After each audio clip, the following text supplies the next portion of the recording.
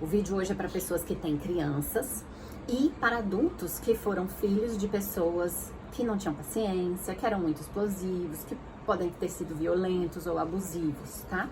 Hoje a gente vai falar sobre duas áreas do cérebro e como que isso influencia a nossa capacidade de autorregulação, da nossa reação às coisas da vida.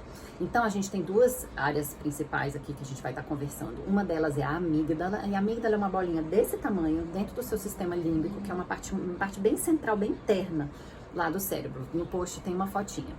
Essa área, ela está muito relacionada a emoções, tá? Então, ela é uma área um pouco irracional. Então, ela está ligada a medo, a ansiedade, a explosividade, a agressividade, tá? Então, o bebê, quando ele nasce, ele tem essa área muito desenvolvida, por isso que ele só sabe chorar, ele não sabe tomar decisões, né? Então, ele chora, ele grita, né? Se mexe todo e tal.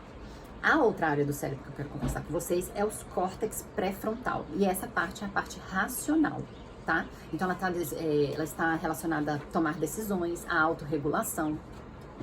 E o córtex pré-frontal, a criança não nasce com essa parte do cérebro, claro, né? Mas ela não tá nada desenvolvido. O bebê não tem nada desenvolvido, então ele não sabe tomar decisões, né? E até uns 10 anos de idade começa a crescer neurônios ali. E por volta dos 10 anos, a criança ela vai ter o mesmo número de neurônios do que um adulto. Mas as conexões, sinapses desses neurônios não vão estar completas até os 25 anos de idade. Claro que varia um pouco de pessoa para pessoa. Por isso é que a gente vê que crianças, adolescentes, até mesmo os jovens, não tomam decisões muito racionais, agem um pouco mais com a emoção, né? Porque essa área ainda não está desenvolvida. Então, como eu falei, o córtex pré-frontal ele está relacionado à autorregulação e ele regula de uma forma de controle, né, assim como se fosse um chefe passando para os seus subordinados. Ele regula a parte da recompensa, que fica numa área do cérebro chamado estriatum, e as emoções, que fica na amígdala. Então, se você não tem o seu córtex pré-frontal desenvolvido o suficiente, e você não acessa essa parte do cérebro muito, você vive na sua amígdala, vive nas emoções, na agressividade, na ansiedade, no medo, você também não consegue atuar naquele sistema de recompensa, entendeu? Então você tenta regular as suas emoções com coisas que não são racionais. Então, com coisas que são comida, que são vícios, que são televisão, alguma coisa assim. Então, a importância desse vídeo hoje é para os pais que têm crianças aprenderem técnicas de autorregulação, a passar para essa criança técnicas de autorregulação e que elas possam se acalmar quando elas estão se jogando no chão, gritando, esperneando, chorando. Porque se a gente ignora ou se a gente briga com essa criança, se a gente bota ela de castigo porque ela está fazendo certa coisa, ela não aprende a se autorregular. Então ela vive nesse cérebro da amígdala, ela vive presa nas emoções dela. E aí depois quando ela cresce, ela não sabe regular o estresse dela, a tristeza dela, não sabe nem definir que emoção que ela está sentindo, e então ela tenta se satisfazer com os vícios, né? Com uma alimentação, com uma comida qualquer, com ver televisão, com beber, com drogas. Então, por isso é que é tão importante. Então, o que os pais podem fazer? Primeiro de tudo é colocar rotina, porque a criança sabendo o que esperar da vida, né, o que esperar do dia, ela fica mais calma. Então, ela sabe que tá na hora de...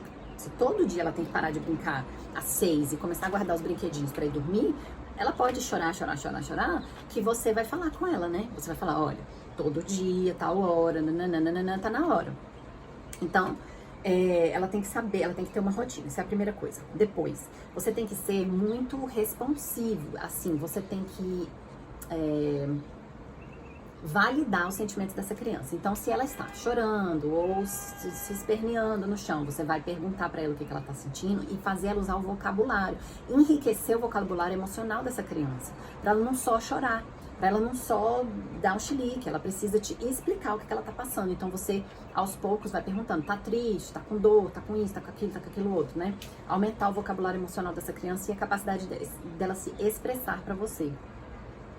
E aí você precisa ter paciência e saber que esse processo de desenvolvimento da racionalidade, de se autorregular, demora.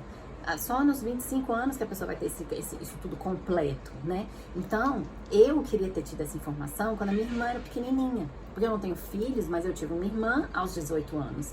Então, se eu soubesse reagir melhor às crises dela, talvez isso poderia ter sido de muito benefício para ela, né? E para mim também. Então, ter paciência, né, com essa criança. E não é mimar, tá, gente? Não é dar pra criança o que ela quer pra ela calar a boca. Não é isso.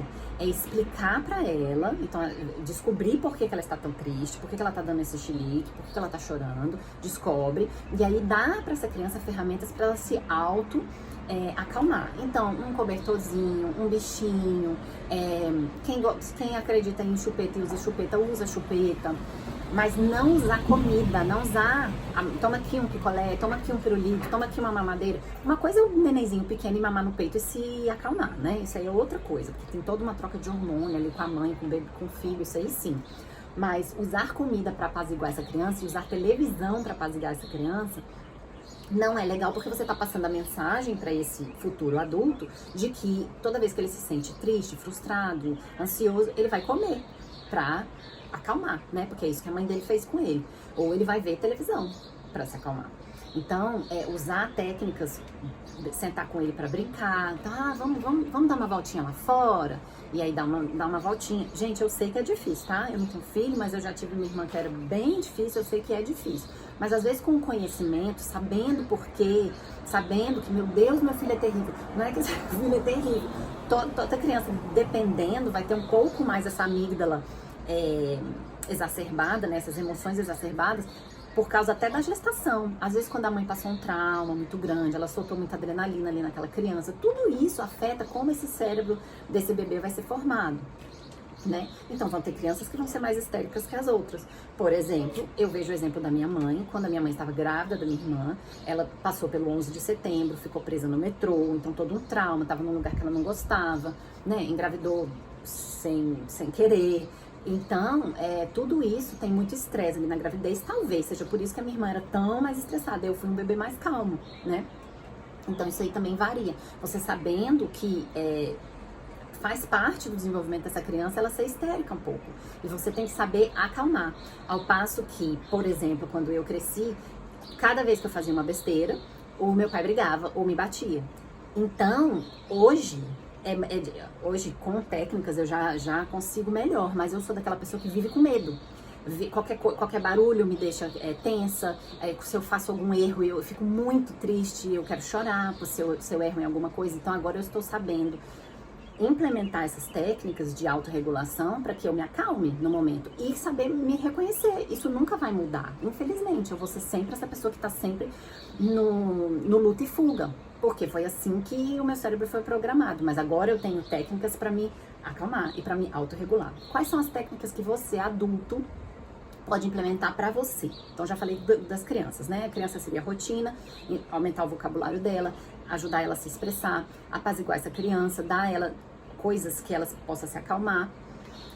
Para um adulto, você vai ter uma respiração consciente. Então, exercícios respiratórios, prestar atenção na sua respiração, né? Exercício, movimento, tudo que a gente fala aqui, o mindfulness, gente, é só você estar ali presente no momento, observando o que está acontecendo. Então, se você tá com o peito apertado, tá com a barriga daquele jeito assim, meio nervoso, você parar e se observar, por que eu tô sentindo assim, né? O que tá acontecendo?